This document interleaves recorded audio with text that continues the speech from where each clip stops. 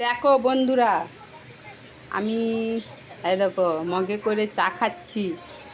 আর এই দেখো তেল গরম করছি, একটা রেসিপি বানাবো।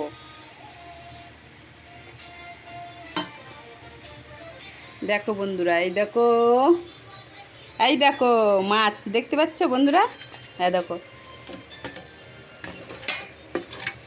তো এই দেখো আমি এখন মাছ ভাজি, মাছের পিসটা দেখো, এই দেখো দিয়ে দিলাম, দেখতে পাচ্ছ। দেখো আর একটা পিসটা দিয়ে দিলাম। আমি কিন্তু এখন মাছটা ভাজছি। দেখো তোমরা এরকম করে ঘরে কিভাবে তোমরা বানাও সেটা মনে হয়, আশা করি এরকম করেই বানাও। তো যদি না বানাও তো এরকম ঘরে বানিয়ে তোমরা দেখতে পারো। মাছটা যখন ভাজা হোক ভাজলে তারপর তোমাকে আবার দেখো বন্ধুরা, দেখো এবারে আমি মাছটাকে উল্টিয়ে দেবো।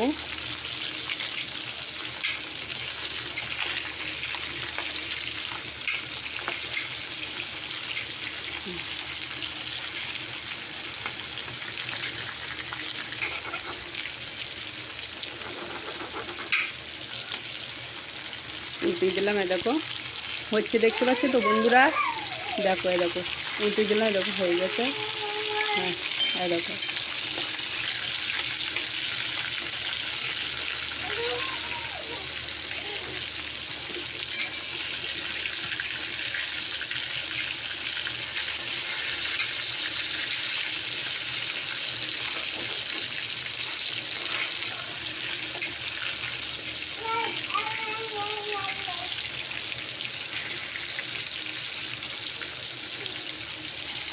দেখো উল্টানো হয়ে গেল। তো কেমন লাগছে দেখো, দেখতে থাকো। দেখো বন্ধুরা, মাছ আমার ভাজা হয়ে গেছে, দেখতে পাচ্ছ। দেখো মাছ ভাজা হয়ে গেছে, তো তেল গরম হয়েছে। তো আমি তেলের উপরে দেখো পেঁয়াজ কুচন আছে, ওইদিকে আদা রসুন আর তোমার পেঁয়াজ ঘষা আছে। তো আমি এবারে পেঁয়াজটা দিয়ে দিচ্ছি। দেখো বন্ধুরা, পেঁয়াজটা দিচ্ছি। পেঁয়াজটা হচ্ছে তোমরা এরকম ঘরে বানিয়ে খাবে, দেখবে এটা হচ্ছে মাছের কালিয়া। তো তোমরা দেখতে থাকো আমি কিভাবে বানাচ্ছি।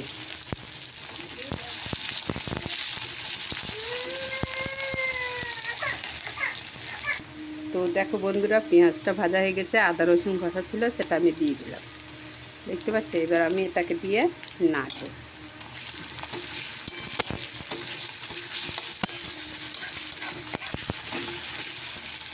এটাকে দিয়ে আমি এখন ভাজবো।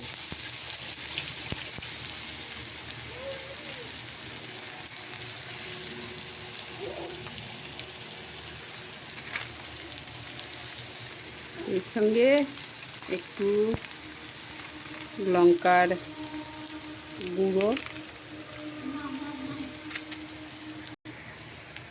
একটু লঙ্কার গুঁড়ো খানিকটা দেওয়া হয়েছে,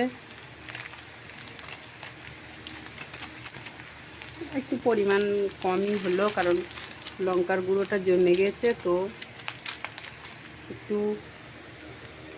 হলুদ দেওয়া হলো।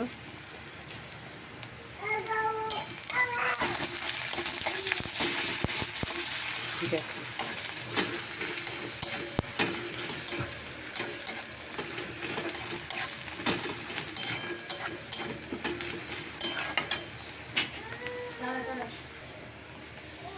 তো দেখো বন্ধুরা, পরিমাণ মতো আমি একটু নুন দিয়ে দিলাম, ও হাত দিয়ে দিচ্ছি,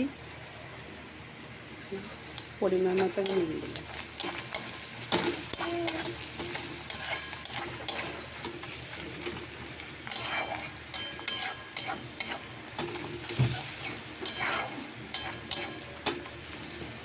তো এটা আমার ভাজা হয়ে গেছে। দেখো বন্ধুরা, আমি জল দিয়ে দিলাম। দেখো আমার মশলা হয়ে গেছে, এবার আমি মাছটা দিয়ে দেবো। তো দেখো বন্ধুরা, আমি এবার মাছ কাটা একে একে দিয়ে দিচ্ছি, ঢেলে দিলাম মাছ কাটা সবই। এটা হলো মাছের, এর নাম হলো রেসিপিটার নাম হলো মাছের কালিয়া। বুঝেছো বন্ধুরা?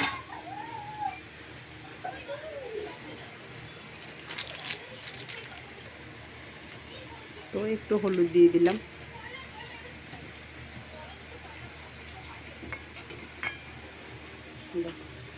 একটু হলুদ দিয়ে দিলাম, কেন হলুদ ফলটা কম কম লাগছিল।